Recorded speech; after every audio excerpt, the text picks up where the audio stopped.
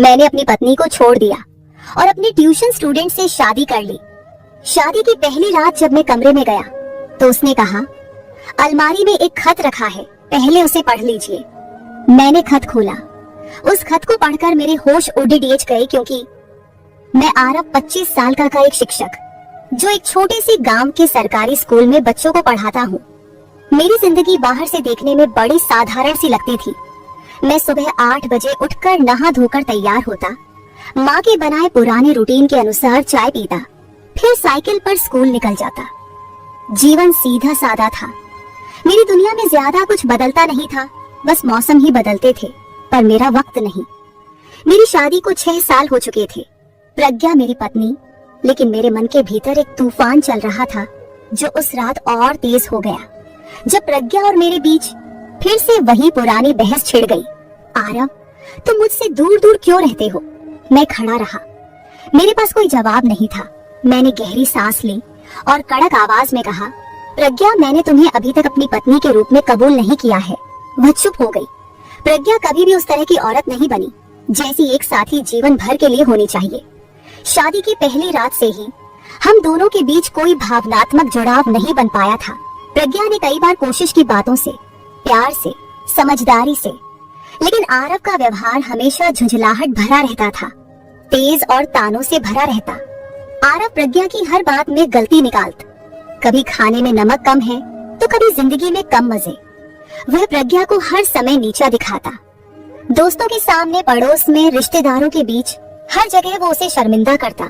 प्रज्ञा धीरे धीरे अब खामोश हो गई, जैसे उसने समय से समझौता कर लिया हो। अब वो न बोलती थी और न ही शिकायत करती।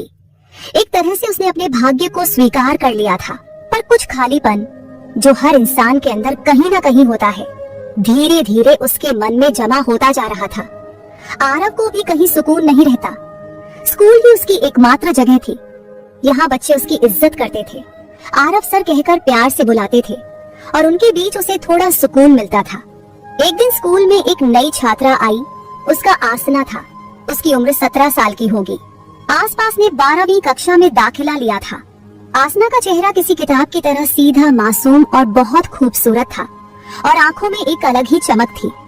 उसमें एक किस्म की गहराई थी जो बाकी बच्चों में नहीं दिखती थी। जब आरव ने पहली बार उसे देखा तो देखता ही रह गया। पहली ही बार में आरव ने उसे नोटिस किया। एक दिन आसना ने सवाल पूछा, सर, भारत छोड़ो आंदोलन किस साल शुरू हुआ था? आरव ने मुस्कुराते हुए उत्तर दिया, 1942। आसना, यह बहुत अच्छा सवाल तुमने पूछा है। तुम पढ़ाई में रुचि रखती हो क्या? आसना ने सिर हिलाया। जी सर, मैं आगे जाकर डॉक्टर ही बनना चाहती हूँ। आरव को पहली बार किसी ने ऐसे जवाब में खुद को उसकी तरह बताया। उसे एक अजीब सुकून मिला, जैसे कोई उसका अक्स सामने खड़ा हो। आरव आसना को देखकर यही सोचता, ये लड़की मेरे लिए है। आसना अब अक्सर आरव से सवाल पूछने आती, कभी नोट्स के लिए, तो कभी कविता समझने, तो कभी विज्ञान के किसी विषय पर चर्चा करने। धीरे धीरे आरव को उसकी आदत होने लगी और अब आरव को उसके आने का इंतजार करने लगा। धीरे धीरे दोनों के बीच बातचीत लंबी होने लगी।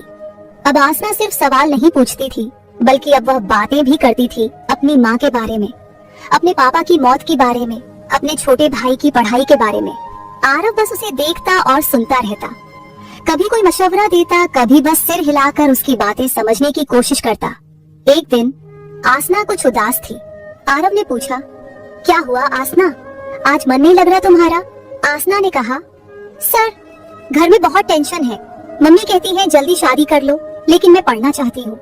मैंने पहली बार उसका चेहरा थोड़ी देर तक देखा, मासूम, डरी हुई, मगर बहुत भरोसेमंद। उस दिन मैंने पहली बार कुछ और महसूस किया। सिर्फ वह एक छात्रा नहीं थी मेरी, बल्कि अब आसना मेरे मन में किसी और रूप में बस रही थी, एक साथी की तरह, जो उसकी सूनी जिंदगी में रोशनी लाने आई हो।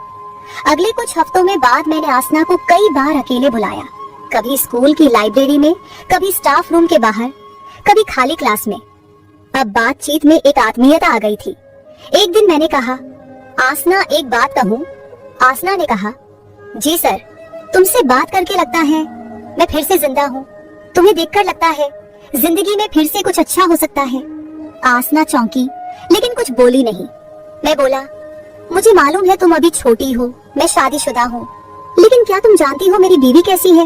वो मुझसे नफरत करती है, मुझे खाना नहीं देती, बात बात पर अपमान करती है, मेरा दम घुटता है उस घर में।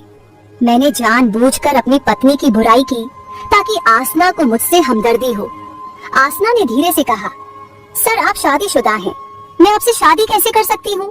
मैंने उसकी आंखों में देखा और धीरे से कहा, मैं उसे तलाक देने वाला हूँ, बहुत जल्द। मैं जिंदा रहना चाहता हूँ आसना, और वो जिंदगी तुम हो। आसना की आंखों में आंसू आ गए, वह चुपचाप वहाँ से उठकर चली गई।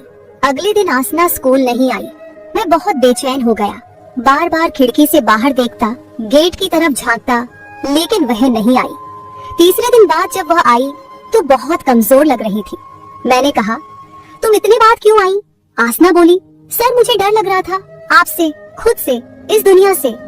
फिर उसने एक लंबा पत्र थमाया जिसमें लिखा था, सर मैं नहीं जानती कि ये सब सही है या गलत, लेकिन आपने जो दर्द बताया वो मेरे अपने दर्द से बहुत मिलता जुलता है।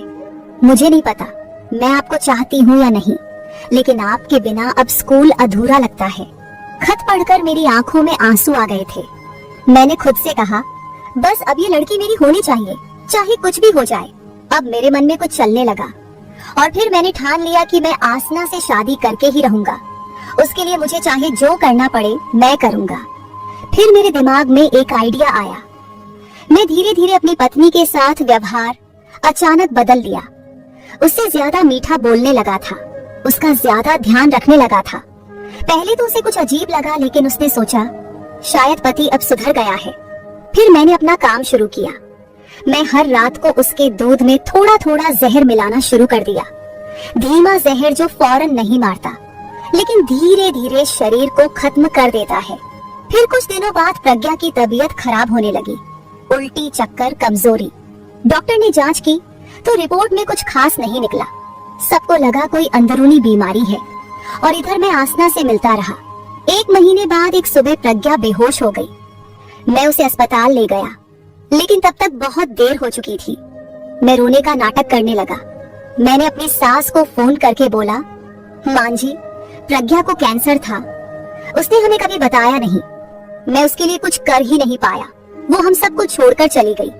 प्रज्ञा की माँ रोती आई, शव देखकर पीट पीट कर रोने लगी, लेकिन मैं तब तक अपनी भूमिका निभा चुका था। कुछ महीने बाद जब शोक की रस्में पूरी हो गईं, तो मैंने सबको चौंकाते हुए ऐलान कर दिया, मैं अब आसना से शादी करूंगा। मेरे माँ बाप हैरान हो गए, बोले, तू अपनी स्टूडेंट से शादी करेगा, लोग क्या कहेंगे? मैं बोला, जिसको जो बोलना है बोले, मुझे कुछ फर्क नहीं पड़ता। धीरे धीरे गांव में ये बात फैल गई। गांव के लोग हैरान रह गए। किसी ने कहा, बीवी मरी नहीं कि अब नई बीवी लाने की तैयारी में है। तो किसी ने कहा, आसना तो उसकी छात्रा थी ना। तो किसी ने आंखों ही आंखों में कहा, जरूर कुछ गड़बड़ है। मगर मुझे परवाह नहीं थी, अब मैं आसना के साथ था। मैं चाहता था कि आसना से शादी करके एक नई दुनिया शुरू करूंगा, नई खुशियां और नया जीवन। आसना ने पहले तो मना किया था, लेकिन मेरे झूठ और आंखों में भरे नकली आंसुओं ने उसे धीरे धीरे झुका दिया और वह मान गई। मैंने कहा, मैंने प्रज्ञा को तलाक देने की कोशिश की थी, लेकिन तब तक वो बीमार हो गई। ये मेरी नियति है, लेकिन तुम्हें मैं कभी दुख नहीं दूंगा। आसना मेरे प्यार के जाल में फंस चुकी थी। वह मासूम और प्रेम में पिघली हुई लड़की झूठ पर भरोसा कर बैठी। फिर कुछ दिनों बाद हम दोनों ने शादी कर ली और उसके साथ हंसी खुशी रहने लगा। लेकिन शादी के कुछ दिन बाद ही गांव में बातें फैलने लगी। कोई बोला, देखा है आरव को अस्पताल में अकेले जाते हुए डॉक्टर कहता है जहर से मरी थी उसकी बीवी। कोई कहता, प्रज्ञा की माँ तो कह रही थी कि उसकी बेटी कभी बीमार ही नहीं थी। एक दिन मेरे एक पुराना दोस्त बोला, आरव कुछ छुपा रहा है तू। मैं बोला, नहीं, ऐसी कोई बात नहीं। धीरे धीरे आसना के कानों में भी बातें पहुंचने लगी। पहले तो उसने अनसुना किया, मगर एक दिन गांव की एक बूढ़ी औरत ने सीधे कहा, बेटी, आरव ने अपनी पत्नी को मारा है, तू भी संभल जा। आसना ये सुनकर सन्न रह गई। आसना एक दिन अपने रूम की सफाई कर रही थी, तभी उसे आरव की डायरी मिली। आसना ने वो डायरी पढ़ ली जो उसने छुपा कर रखी थी। उसमें लिखा था, हर रोज की तरह आज भी दूध में जहर मिलाया और प्रज्ञा धीरे धीरे कमजोर हो रही है, बस कुछ ही दिन और। ये पढ़कर आसना के पैरों तले जमीन खिसक गई। वह भागते हुए आरव के सामने आई और बोली, ये क्या है आरव, तुमने मुझे धोखा दिया, तुमने प्रज्ञा को मारा। मैं हक्का बक्का रह गया। मुझे तो लगा था कि यह सब किसी पता नहीं चलेगा। आसना ने बस एक बात कही, तुम्हारा प्यार पाप था और पाप का अंत यही होता है। वह मुझे छोड़कर चली गई। एक दिन प्रज्ञा की माँ आई। वह अब तक चुप थी, मगर आज उसकी आंखों में आग थी। उसने मेरे सामने खड़े होकर कहा, मैंने तुझे बेटा की तरह माना था, तूने मेरी बच्ची को मार दिया। तेरा अंत अकेलेपन और घुट घुट कर तेरी मौत होगी। मेरी बद्दुआ तुझे जरूर लगेगी, तुझे कोई नहीं छोड़ेगा, तू दिन दिन मरेगा। इतना कहकर वह चली गई।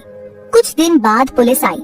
आसना ने मेरे खिलाफ गवाही दी और प्रज्ञा की पुरानी मेडिकल रिपोर्ट खुलवाई गई। जहर के सबूत मिले और पुलिस मुझे गिरफ्तार करके ले गई। अब मैं जेल में है। मैं किसी जमाने में बच्चों का प्यारा शिक्षक था।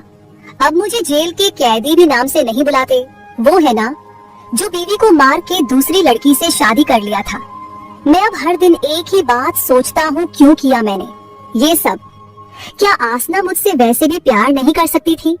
क्या आसना वाकई इतनी बुरी थी जितना मैंने उसे मान लिया? क्या मेरी सास की बद्दुआ ही मुझे खा गई? अब हर रात अकेला सोता हूँ लेकिन नींद नहीं आती। हर सुबह जागता हूँ, सामने वही सीमेंट की दीवार, वही सड़ी हवा। अब कोई उसे आरव सर नहीं कहता, अब कोई उसे प्रेम से नहीं देखता। अब सिर्फ एक पहचान बची है, एक ऐसा आदमी जिसने प्यार के नाम पर पाप किया। मैं अब अकेले जेल की उस सीलन भरी कोठरी में बैठा था, जहाँ न सूरज की रोशनी थी, न हवा की ताजगी, न इंसानियत की कोई आहट। एक टूटे हुए पत्थर पर बैठा मैं अपने हाथों को घूर रहा था। वही हाथ जिनसे उसने दूध में जहर मिलाया था, वही हाथ जिनसे उसने झूठी मोहब्बत लिखी थी, और वही हाथ जो अब कांपते थे, पछताते थे। मुझे लगता था आसना उसका प्यार थी। उसे लगता था प्रज्ञा की जगह कोई और ले सकता है। मुझे लगता था झूठ और चालाकी से वह एक नई जिंदगी शुरू कर सकता है। मगर मैं गलत था, बहुत गलत। झूठ से शुरू हुआ रिश्ता कभी सच नहीं बनता। कोई भी रिश्ता छल से नहीं चल सकता।